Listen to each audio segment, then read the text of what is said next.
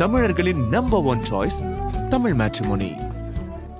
அடகில் இருக்கும் தங்க நகைகளை மீட்டு 10 நிமிடங்களில் பிரைம் கோல்ட் ஹப் மூலம் அதிக விலைக்கு விற்க 7997990028 தொடர்பு கொள்ளவும். கரணம் தப்பினால் மரணம் அப்படின்னு சொல்லுவாங்க. அந்த கரணம் அப்படின்னா என்ன, எப்படி ஒருத்தவங்களோட கரணத்தை நம்ம கண்டுபிடிக்கிறது? கரணம் என்ற வார்த்தையை திருப்பி போட்டால் நரகம் என்று வரும். அதனால தான் கரணம் தப்பினால் மரணம் என்றார்கள். அப்போ இந்த கரணத்துல பிறந்திருக்காங்க அப்படின்னு சொன்னால் இவர்களுக்கு ஒரு விலங்கின் தன்மையை நாம ஆதரிக்கணும்னு ஒரு உதவி இருக்கு. பிரபஞ்சத்துக்கு நாம் என்ன செய்கிறோமோ அது நமக்கு திருப்பி வரும் அப்படின்றதுக்காக தான் இந்த கரணம்ன்ற தத்துவம். புதுச்சேரியில ஒரு மிகப்பெரிய ஒரு கோடீஸ்வரர் வீட்டுக்கு சென்றிருந்தார். வீட்டுல திருநாய்க்குட்டிகளுக்கு அடைக்கலம் கொடுத்து வச்சிருந்தார். வாழ்க்கையில பெரிய பொருளாதார முன்னேற்றம். அப்போ அவர் சொன்னார், ஆமைக்கு நம்மால் இயன்ற உதவிகளை செய்தால் சனீஸ்வரர் மகிழ்வார். அதுதான பொறுமையோட சின்னம். கூர்ம அவதாரம் அப்படின்லாம் சொல்றோம்.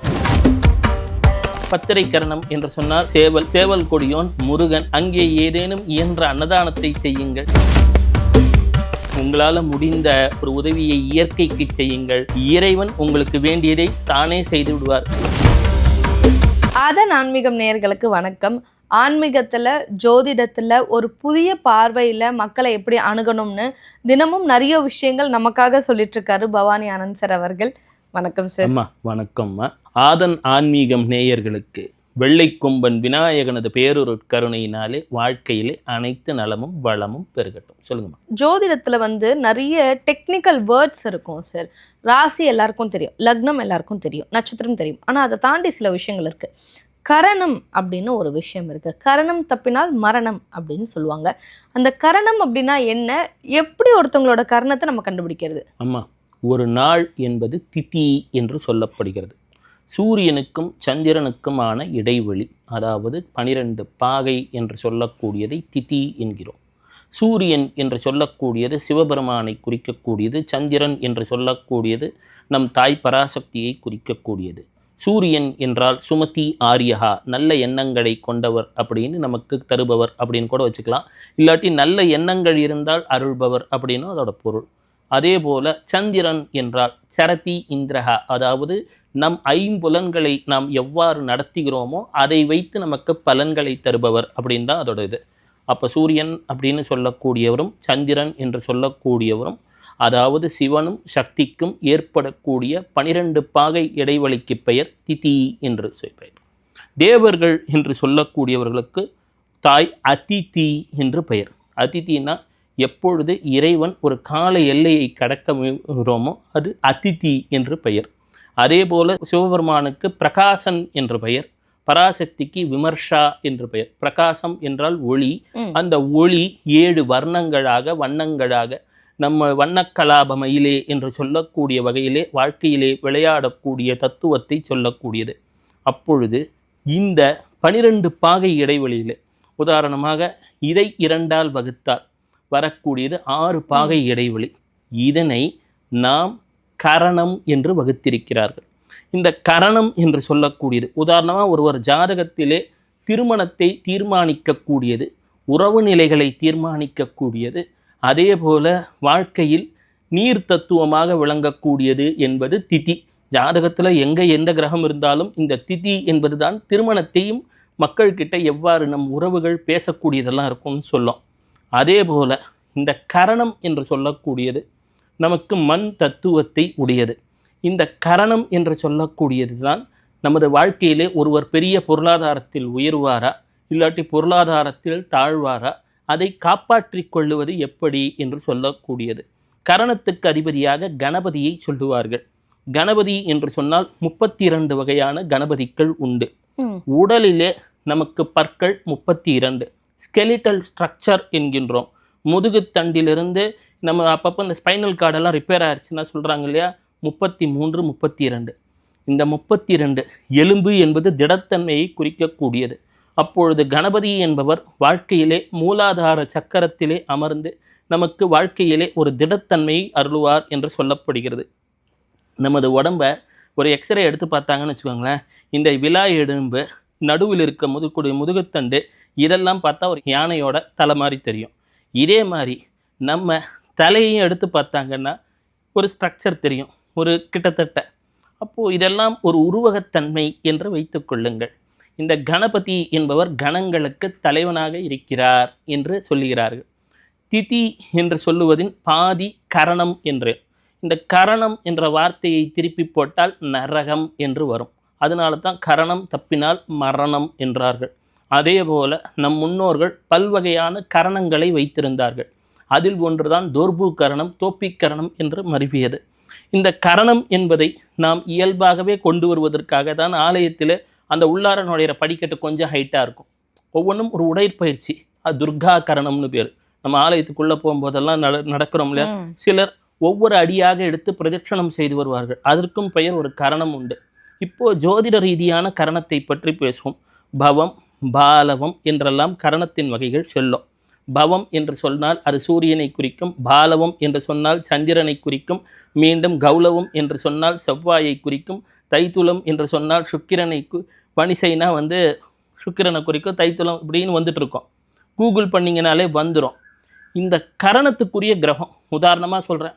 ஒருத்தர் பவகரணத்தில் சிம்பிளாக சொல்லணும்னா கரணம் கிரகங்கள்னு போட்டால் வந்துடும். பவகரணத்தில் ஒருத்தர் பிறந்திருக்கார். பவகரணத்துக்குரியது எது? சூரியன். இந்த சூரியன் என்பது மண் தத்துவத்தை குறிக்கக்கூடியது. நான் ஏற்கனவே சொல்லிட்டேன், கரணம் மண் தத்துவம்னு. இந்த மண் தத்துவம் எந்த வீட்டில் இருக்குன்னு பார்க்கணும். இது நீர் ராசியிலோ காற்று ராசியிலோ இருந்து விட்டால் மண்ணை கொண்டு போய் காற்றுல வச்சா என்ன ஆகும்? காற்றுல அடிச்சுட்டு போயிடும். இல்லை நீர் ராசியில் இருந்து விட்டால் கரைந்து விடும். ரெண்டுமே கையில் தங்காது. உதாரணமாக ஒருத்தர் பவகரணத்தில் பிறந்திருக்கிறார். அவருக்கு கூகுள் பண்ணால் சூரியன் வந்துடும். இந்த பவகரணத்தில் பிறந்தவருக்கு ஜாதகத்திலே சூரியன் என்று சொல்லக்கூடியவர் மிதுனத்திலோ கடகத்திலோ இருந்து விட்டார். உதாரணத்துக்கு சொல்லணும்னா காற்று ராசி இல்லது நீர் ராசியில், இல்லைன்னா துலாத்துலேயோ நமது விருட்சிகத்திலேயோ இருந்துட்டா, இல்லைன்னா கும்பத்திலேயோ மீனத்திலேயோ இருந்துட்டா, அவர் என்ன முயன்றாலும் அந்த காசை சேமித்து வைக்க முடியாது. நம்ம உழைக்கிறதே எதுக்காக? பணத்தை சேமித்து வைப்பதற்காக. அப்போ இந்த கரணம் என்பது ஒருவரது பொருளாதார முன்னேற்றத்தை தீர்மானிக்கும் என்கிறார்கள். அந்த கரணம் என்பதற்கு ஒவ்வொன்றுக்கும் ஒரு விளங்கத்தரம். பவம், பாலவம், நான் சொன்னது போல் கௌலவம், அது தைத்துளம், வனிசை, அது விஷ்டின்றத பத்திர கரணம்னுவா, அப்புறம் கிம்ஸ்துகுணம், நாகம்னு ஒவ்வொரு கரணங்கள், ஒரு 11 வகையான கரணங்கள் இப்போ பேசிடுவோம். அப்போ இந்த கரணத்தில் பிறந்திருக்காங்க அப்படின்னு சொன்னால் இவர்களுக்கு ஒரு விலங்கின் தன்மையை நாம் ஆதரிக்கணும்னு ஒரு இது இருக்குது. என்னென்னா, மனிதன் என்பவன் மனிதனாக பிறப்பதற்கு முன்பு பல்வேறு விலங்கின் தன்மைகளாக இருந்து மனித பிறப்பெடுத்தான் அப்படின்றது சித்தர்கள் சொல்லக்கூடியது. பிறவிகள் எடுத்தெடுத்து யான் இழைத்தேனே அப்படின்லாம் பாடியிருக்காங்க இல்லையா. அப்போது புல்லாய் பூண்டாய் புழுவாய் மனித பிறவியிலே எல்லா பிறவியும் ஜாங்கமத்தில் எடுத்துரையதெல்லாம் வரும். என்னென்னா, உதாரணமாக ஒருத்தர் பவகரணத்தில் பிறந்திருக்கிறார். பவம் என்பது ராஜகரணம். பவம் என்பது சிங்கத்தை குறிக்கும். ஏதோ ஒரு பிறவியில் அவர் சிங்கமாக பிறந்திருப்பார், அட்லீஸ்ட் பூனையாவான பிறந்திருப்பார்னு கற்பனை பண்ணிக்கோங்களேன். அப்பொழுது ஏதோ ஒரு குறிப்பிட்ட விலங்கிற்கு அவர் நன்மையை செய்தால் இறைவன் அவர் ஜாதகத்திலே கரணம் சற்று மோசமாக இருந்தாலும் உதவி விடுவார் என்று ஒரு நம்பிக்கை. அதாவது பிரபஞ்சத்துக்கு நாம் என்ன செய்கிறோமோ அது நமக்கு திருப்பி வரும் அப்படின்றதுக்காக தான் இந்த கரணம்ன்ற தத்துவம். என்னென்னா, விலங்குகளுக்கும் மற்ற வாயில்லா ஜீவன்களுக்கும் மரியாதை செலுத்த வேண்டும். இன்று நீ மனிதனாக இருக்கிறாய், இப்பொழுது நீ மனு ஈசனாக மாற வேண்டும். ஏற்கனவே ஏதோ தவறு செய்து மனு நீசனாக இருக்கிறாய் என்பதை உணர்த்துவதற்காக தான் இந்த கரணம்ன்ற கான்செப்ட் ஜோதிடத்தில். அப்போ உதாரணமாக ஒருத்தர் பவகரணத்தில் இருக்கார் அப்படின்னு சொன்னால் சிங்கம் என்பது அவர் முற்பிறப்புன்னு ஒரு கற்பனை பண்ணிக்கோங்க. அப்போது சிங்கம்னா நம்ம நிஜமான சிங்கத்துக்கு கொடுக்க முடியாது. சில இடங்களிலே நாம் சொல்கிறோம்ல, சில ஜூலெல்லாம் ஒரு கான்ட்ரிபியூஷன் வாங்கிப்பாங்க. அரசாங்கம் நடத்துகிறது இல்லையா வனவிலங்கு காப்பகம், அங்கே சென்று நாம் சிங்கத்திற்கு ஏதாவது அவங்க பணம் வாங்கிப்பாங்கன்னா அந்த வனவிலங்கு காப்பகத்துக்கு நம்மால் ஆன உதவிகளை செய்யலாம். அதே போல் பாலவம் என்று சொன்னால் அது புலியை குறிக்கக்கூடியது. ஒரு வனவிலங்கு காப்பகத்துக்கு போகிறோம், அங்கே ஏதோ ஒரு நன்கொடையை கொடுத்துட்டு வந்துடலாம். நம்ம வீட்டுக்கிட்ட ஒரு பூனை போயிட்டுருக்கு, பூனை கூட அதுவும் அந்த சிங்கத்தோட ஒரு குட்டி சைஸ் தான், மினியேச்சர். அதற்கு ஏதான உணவு தரலாம், அதுக்கு ஏதாவது ஒரு நல்ல உணவை தந்து, அது சிலர் வீட்டில் போய் பார்த்தா பூனைக்கு பேரை வச்சுருப்பாங்க, சோறை வச்சுருக்க மாட்டாங்க. அது போலலாம் செய்யக்கூடாது. அது ஒரு தன்மையை தந்துவிடும். பூனையை பலர் கேத்துவோடு சொல்லுவாங்க, ஆனால் பூனைனா என்னை பொறுத்த மட்டும் ராகு என்று கருதுவேன். அதே போல் கௌலவம் என்று சொன்னால் வராகத்தை குறிக்கக்கூடியது. வராகம் என்பது காட்டுப்பன்றி, மிகவும் வலிமையானது. அதே போல தான் வனவிலங்கு காப்பகத்துக்கு போகிறோம், ஏதோ ஒரு உதவியை அவங்களுக்கு செஞ்சு, ஐயா இங்கே இருக்கக்கூடிய வனவிலங்குகளுக்கு உங்களால் ஆன உதவியை செய்து விடுங்கள் என்று தந்து விடலாம். மீண்டும் வருகின்றோம். தைத்துளம். தைத்துளம் என்று சொன்னால் கழுதை என்பார்கள். ஆக்சுவலாக அதுக்கு பஞ்சகல்யாணின்னு ஒரு பேர் உண்டு. ஏனென்றால் அது நம் எடையை சுமக்கிறது, நமக்கு பாலை தருகிறது, விவசாயத்துக்கு உரத்தை தருகிறது, நமக்கு சில சமயங்களிலே மலைகளிலே எடையை சுமக்கிறது. அது நாய்க்குட்டி மாதிரி கத்தும் காப்பாற்றும். அதுவும் உண்டு. கழுதைக்கு தன்மை வளர்த்தவங்களுக்கு தெரியும். எனவே அதை பஞ்சகல்யாணி என்பார்கள். அதுக்கிட்ட ஒரு நல்ல குணம். இன்னொன்று என்ன தெரியுங்களா, அதுக்கிட்ட ஒரு பெரிய நல்ல குணம், எப்பேற்பட்ட ஒரு எடை இருந்தாலும் ஒரு உயரமான ஒரு இடத்துக்கு அந்த எடையை இழுத்து செல்லும். ஒவ்வொரு விலங்குக்கும் ஒரு நல்ல தன்மை இருக்குது. அப்போ என்ன பண்ணலாம், யாரான அங்கே பஞ்சகல்யாணி வளர்க்குறாங்க இல்லையா, ஏதோ அதுக்கு ஒரு 4 உணவு வாங்கி தரலாம், அதை செய்யலாம். அதே போல் கரசை என்றால் யானை என்ற பொருள். உடனே நம்ம என்ன செய்யலாம், இங்கே இருக்கோம் வனவிலங்கு காப்பகம், சென்றோன்னா ஏதோ ஒரு தான தர்மத்தை, ஒரு நன்கொடையை அவர்களுக்கு ஆன்லைன் வழியாக, இப்போ இதெல்லாம் ஆன்லைன்லேயே வந்துருச்சு.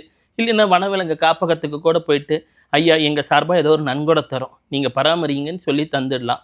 அதே போல் வணிசை என்று சொன்னால் எருது, பசுமாடு, எத்தனை பசு காப்பகம் இருக்குது, நாமளே சென்று ஏதேனும் நல்லதை செய்து விடலாம். சதுஷ்பாதம் என்றால் பைரவர், சுவானகம், நாய்க்குட்டிங்க. உங்களால் முடிஞ்ச ஒரு உதவியை ஏதோ ஒரு காப்பகத்துக்கோ உங்களால் முடிஞ்சால் உணவு வைக்கலாம், தண்ணீர் வைக்கலாம். உங்களால் உங்கள் வசதிக்கு என்ன இயலுமோ அதை செய்து விடலாம். நாய்க்குட்டிக்கு ஒரு நன்றி இருக்குது, அது ஒரு வீட்டை காப்பாற்றுகிறது உங்களது. உடனே இதுக்காக நீங்கள் சாதாரண நம்ம தெருவில் உள்ள பைரவர்களுக்கு செய்தாலே போதும். இதுக்காக வெளிநாட்டில் இருந்தெல்லாம் இல்லை, நம்ம இந்திய வகை நாய்க்குட்டிகளே அடாப்ட் செஞ்சு வளர்க்கலாம். நான் சொல்லுவேனே, ரொம்ப காஸ்ட்லியாக நீங்கள் கோடிக்கணக்கில் செலவு பண்ணி வெளிநாட்டிலேருந்து இறக்குமதி பண்ணுறதோட நம்ம உள்ளூரில் இருக்குது இல்லைங்களா, அந்த தெருநாய்க்குட்டிகள்லாம் இன்னும் தோட்டத்தை எப்படி பாதுகாக்கும், அதை எடுத்து வளர்க்கலாம். அதுக்கு ஒரு வீட்டை தரலாம். எங்கேயோ போய் வெளிநாட்டு நாய்க்குட்டியை வாங்கி வச்சுட்டு அதுக்கு இது பண்ணுறதுக்கு. என்றைக்கான நான் ஒரு முறை இதை நான் சொல்லணும், புதுச்சேரியில் ஒரு மிகப்பெரிய ஒரு கோடீஸ்வரர் வீட்டுக்கு சென்றிருந்தேன். அவர் வீட்டில் ஒரு விலை உயர்ந்த ஒரு இதை வச்சுருப்பாருன்னு பார்த்தேன். வீட்டில் திருநாய்கள் குட்டிகளுக்கு அடைக்கலம் கொடுத்து வச்சுருந்தார். வாழ்க்கையில் பெரிய பொருளாதார முன்னேற்றம். அப்போ அவர் சொன்னார், ஐயா எதுக்கு நாம் போய் எங்கேருந்தோ வெளிநாட்டிலேருந்து இறக்குமதி பண்ணி அதெல்லாம் பாதுகாக்கிறதுக்கு, இங்கே இருக்கக்கூடிய நாட்டு நாய்களை வளர்த்தாலே பெரிய ஒரு தர்மம்தான் அது, அதை பண்ணுங்க. நாகவம் என்றால் இங்கே பாம்பு பண்ணை, குரோக்கடைல் பார்க்லாம் இருக்குது, அங்கே சென்று ஏதோ ஒரு டொனேஷன் கொடுங்க, அரசாங்கத்துக்கு பயன்படும், அவங்க இன்னும் சிறப்பாக ஏதானு செய்ய முடியும். இதே போல் ஏனென்று சொன்னால், இந்த பாம்பு பண்ணையிலே நான் சென்று பார்க்கும்போது அங்கே ஆமையெல்லாம் இருந்தது. ஆமைக்கு நம்மால் இயன்ற உதவிகளை செய்தால் சனீஸ்வரர் மகிழ்வார். ஏனென்று சொன்னால் அதுதான பொறுமையோட சின்னம், கூர்ம அவதாரம் அப்படின்லாம் சொல்கிறோம். அதை செய்யுங்கள். மேலும் வருகிறோம். கிம்ஸ்டு குணம் என்று சொன்னால் இந்த விவசாய நிலங்கள்லாம் இருக்குது பார்த்தீங்களா, அங்கே மரங்களை நடுங்கள், இயற்கை சார் உரங்களை பயன்படுத்துங்கள். கிம்ஸ்டு குணம்னா ஒன்றும் இல்லைங்க, மண்புழு. அப்போது மண்புழு இல்லைன்னா இங்கே விவசாயம் நடக்குமா? நடக்க போகிறது கிடையாது. மீண்டும் வருகின்றோம். இங்கே பத்திரை கரணம் என்று சொன்னேன் அல்லவா, பத்திரை கரணம் என்று சொன்னால் சேவல், சேவல் கொடியோன் முருகன். அங்கே ஏதேனும் இயன்ற அன்னதானத்தை செய்யுங்கள். எப்போவுமே தெரிஞ்சுக்கோங்களேன், இதெல்லாம் எதுக்காக வச்சுருக்காங்க முன்னோர்கள்னா, இயற்கையை மதிக்க வேண்டும், வனவிலங்குகளை மதிக்க வேண்டும், எந்த ஒரு உயிருக்கும் தீங்கு இழைவித்த கூடாது. வீட்டுக்கு ஒரு பாம்பே வந்துச்சுன்னா கூட வனவிலங்கு துறைக்கு ஒரு ஃபோன் பண்ணால் அவங்க அதை பத்திரமா பிடிச்சிட்டு போயிடுவாங்க. நீங்கள் ஆலயத்திலே ஆண்டவனிடம் நாய்க்குட்டி இருக்காரு, அங்கே போய் கும்பிடுறேன் அப்படின்றது மட்டுமே வழிபாடு கிடையாது.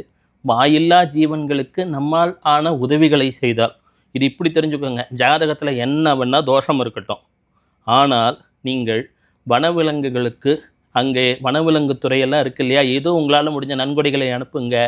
உங்களால் முடிந்த ஒரு உதவியை இயற்கைக்கு செய்யுங்கள்.